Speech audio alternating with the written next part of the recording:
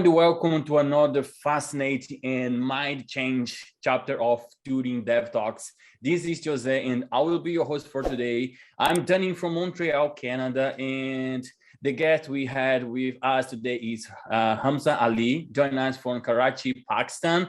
Okay, and before we get started, let me just tell you something about Hamza. Okay, he is fascinated by data science. Okay, and who works with AI and data mining, data science, machine learning. And today he will be talking about a super interesting topic called Data-Centric AI. Okay, and it will blow your mind. So if you don't use data to make decisions, it might blow your mind. Okay, so hey Hamza, it's a pleasure to have you with us, and it's my pleasure to talk with you as well. So how have you been, and how is the life being at Turing for you so far? Oh yes, for sure. So it's my pleasure to talk to you as well. And like with Turing, it's like really wonderful journey so far, and it's been around 1 year and 7 to 8 months, I guess, so far. And like I've been enjoying it so far. And when I joined Turing, I was like one of the earliest data science members here, probably like third or fourth data scientist here. And like whenever since I joined, I picked up the developer side of things, and ever since I've been working on developer sides and like different initiatives on developer sides and working on the data side of those, like developer support and MCQs, technical interviews, even automated coding challenge, and teams like support team, talent engagement teams, and others. So like I work on data side of nearly all of these initiatives. So yeah, I've enjoyed it so much so far. No, that's really great. So yeah, and that's not the first time that we meet, right? So Yeah. we did a couple Twitter events, and so we meet at Turing. So I remember in the beginning when the Turing was like just a few folks, when about 30 to 40 developers, not developers, 30 people at all. And it was you and me in the meetings to talk about how to improve the pass rate for candidates, what we can do, these kind of things. And now we have reached out over 1,000 of people here at Turing, right? So that's pretty exciting. And so, Hamza, you have a pretty interesting background, okay, especially here at Turing, right? And my first question to you is about your interest in machine learning and data science, okay? How did you come up to develop such passion for it? Oh, okay. So basically, like when I started my bachelor program, I was really fascinated by the whole notion of programming, like all the creativity and what you can do with a few lines of code was like really intriguing to me at that time. And then I started exploring different areas of development. I explored front end, back end, even mobile development a bit.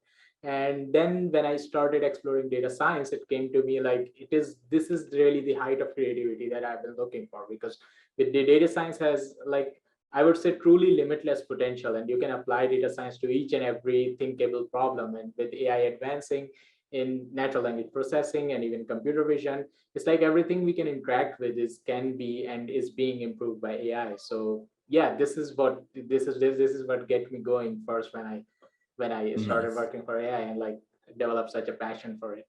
Nice, really nice. All right, so I'm so curious about what's a data-centric AI? Okay, so for sure. So like I would say like the research in the AI has been like primarily focused on building more and more optimized algorithms, which can give you better and better results. So like improving your model and your code as much as you can improve to build your model is this is what has been the main focus of the AI.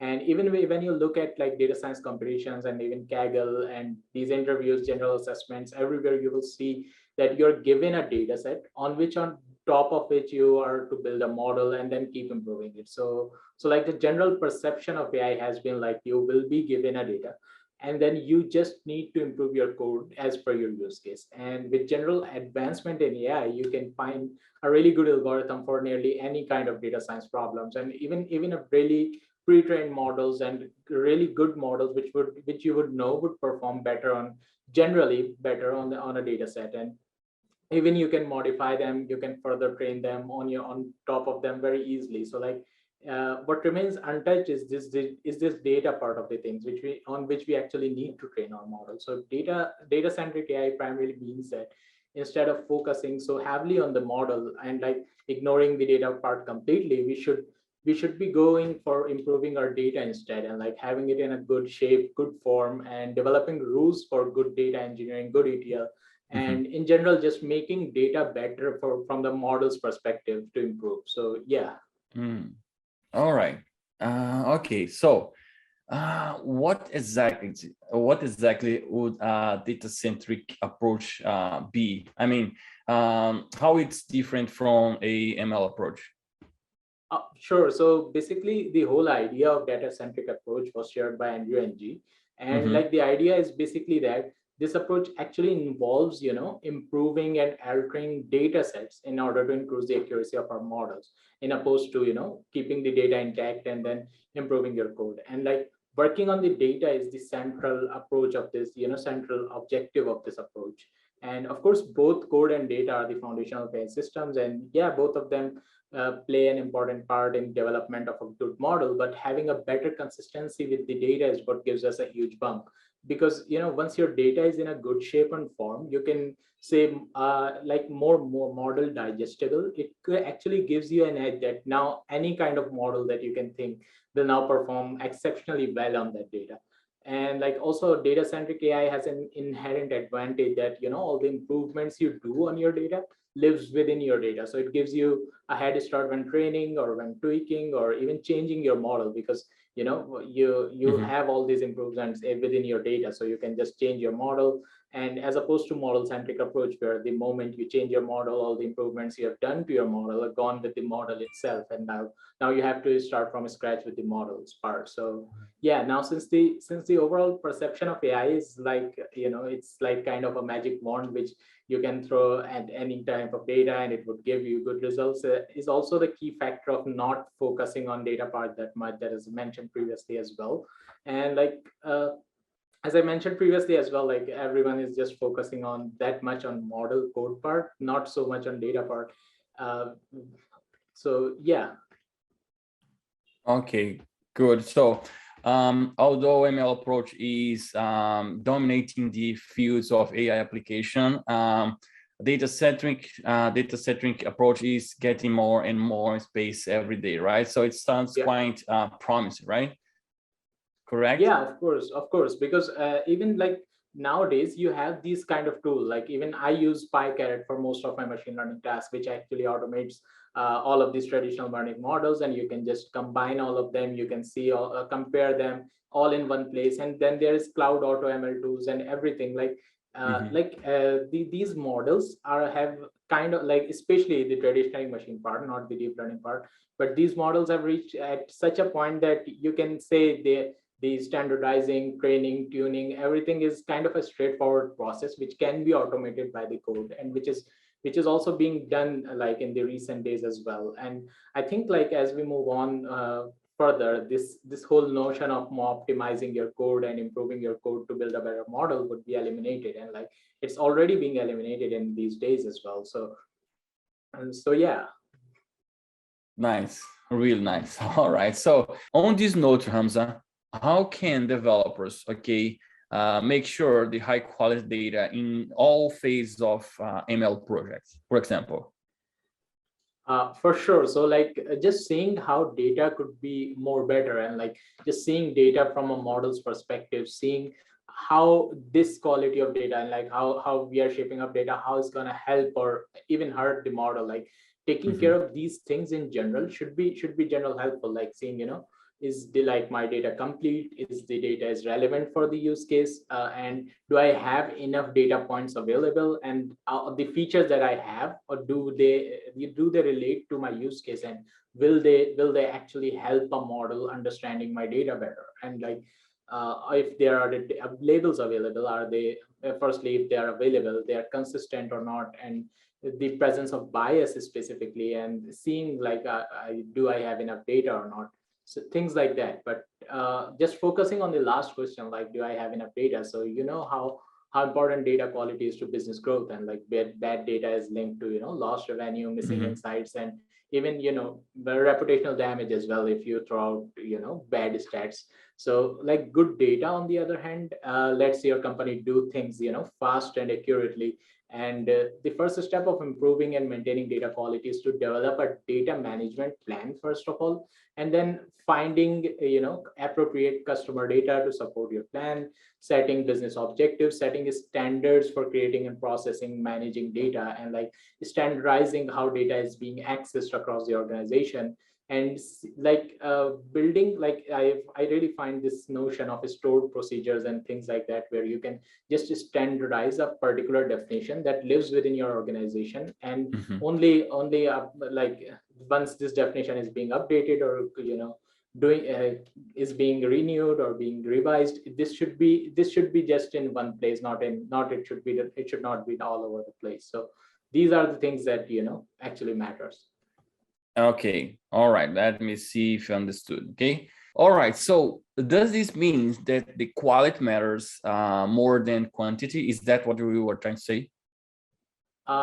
Yeah, I would say, but the reality is that there is not much data available. Like there are, you can say, like there are generalized use cases, but when you're working on a specific business problem, or like solving a particular problem for a specific organization, like the relevant data is like much smaller than what is usually expected to be. And there also one more thing that comes with quantity, as you mentioned, like as the more data you have, like more noise is present in it. So of course, if we have a lot of it with the right hyperparameters and model choice, we can achieve your generalizable results. But how much performant and optimizable it would be, it depends, of course, on the high quality of a smaller data sets. That's what matters more than huge bunches of huge amount of large data sets which are not that good in quality. Okay, So, got it. Yeah. Okay, got it. Yeah, makes sense. And so, all right. So, and I'd like to ask you, what are the advantages, okay, of use data-centric approach? What's the advantage for it? Sure. Of course, as I mentioned, like with data-centric approach, everything you do, all the improvements you do with your data lives in your data. And it's like it generally makes your data better and more accessible to any kind of stakeholders as well. Not necessarily the guys who are training machine learning models, but increasing data quality in general would be solving much other problems as well. Like it would help you eliminate complex data transformation that you have to do when your data is not that normalized or optimized. And it will also lead to reduce the errors and inconsistencies. And with like if data is well normalized in a well good shape and form, you can just by seeing data you can have valuable insights as well without doing much kind of analysis. Like many insights can be directly driven from the data itself, like just by looking at it. And of course, data quality reliability would be improving. That's what I said previously as well. And it would also help reduce data redundancy as well, because once you have good quality data, you won't need to be creating a different database for each of your use cases if it's usable for all across the organization. Nice, gotcha. Yeah, and we use data here, Turing, to help us to make the decision, right? So we do our next step based on data. So when you are starting a new project, we just set the data that we would like to collect. And once it's running, we analyze the data, and we are not afraid to stop a project or change the project direction because they are doing or they are taking the wrong path. So I encourage you to use data as well to make decisions. You'll see once you start doing that, it will make the difference in your company, in your projects. Okay, everything will end well, I believe. All right, Hamza. So let's suppose I'm a company. Okay, I am a startup or I'm a big company. And what are the benefits for me to use data-centric approach? What do you think? Sure. So as I mentioned previously, like data-centric approach goes beyond just the AI and just the models. Like when you use as a company, when your data is in a good quality and like it's reliable, it can actually help you make data-driven decisions faster. Like you can have all these insights ready in front of you. You do not need complex transformations and other stuff to actually make simpler decisions. And it can really help you make decisions right on point, as well as help your other team utilizing your data, like even your product managers, your BI engineers, and everyone, and people who are building data visualizations as well. Because if the data is in good quality and shape, it's just more digestible, not only to the AI models, which we have just talked about, but also to the humans in general.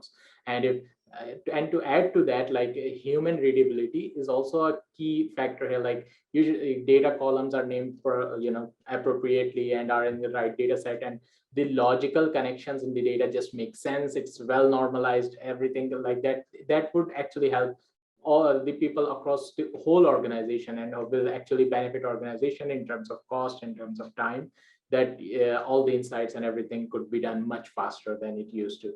This also sounds exciting for aspiring developers who wants to work with AI and data-centric. Could you enlighten us on how the role of a developer or a data science changes with the data-centric AI approach?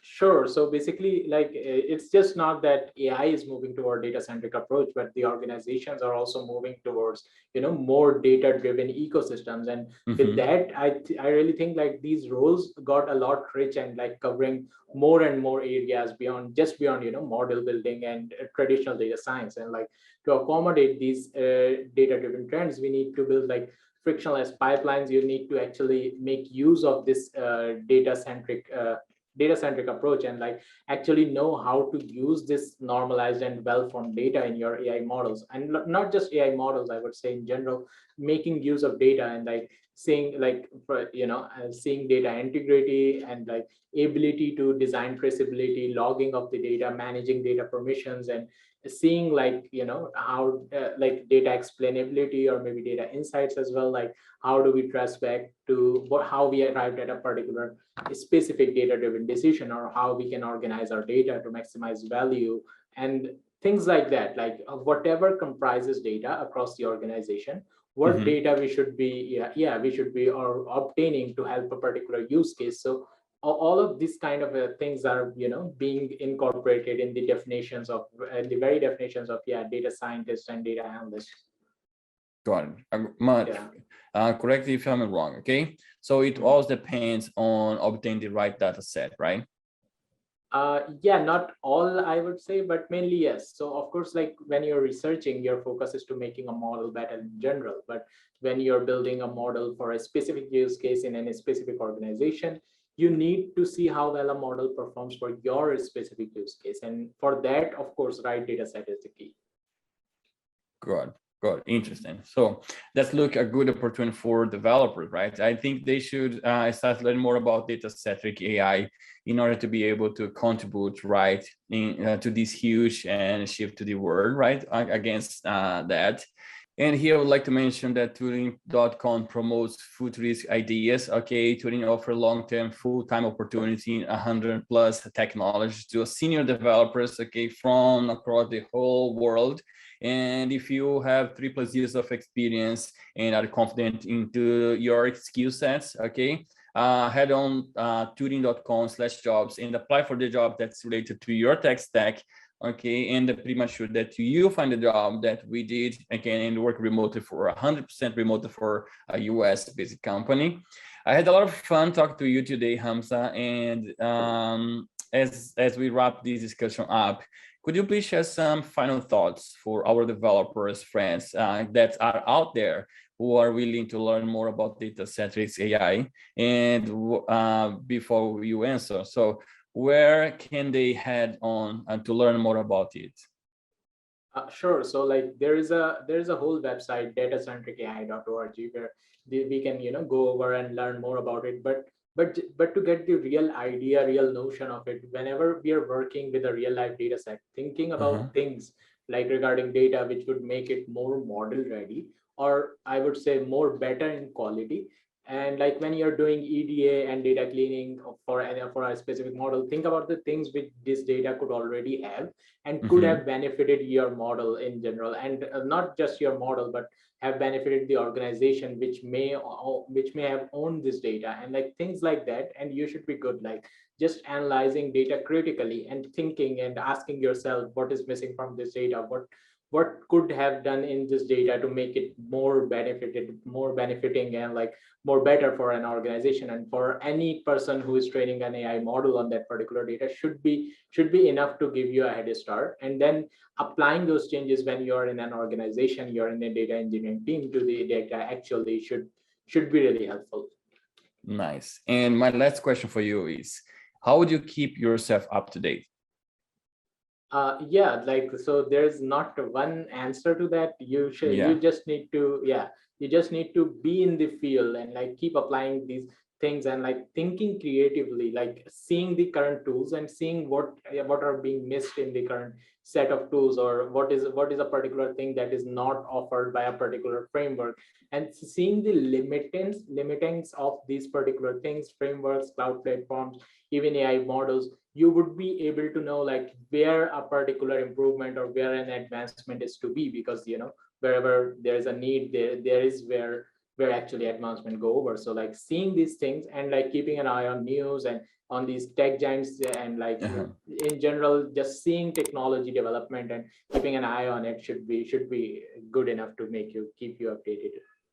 Great answer. Yeah. So that was really helpful. Okay, thanks a lot for joining our discussion today, Hamza, and I really enjoy talking to you today, and I hope our audience liked that as much as I did. Okay, and to everybody out there, so if you have any question that we didn't answer today, please feel free to reach us out at support@turing.com. You can email us, and then we have a dedicated team to reply your requests, mostly in the same day, if not in the next day. Okay, and let us know in the comment section below what you like to learn in the next video, and give us the big fat thumbs up if you enjoyed this video. Okay, don't forget to subscribe to Turing.com. We'll be back very soon with another chapter of Turing Dev Talks.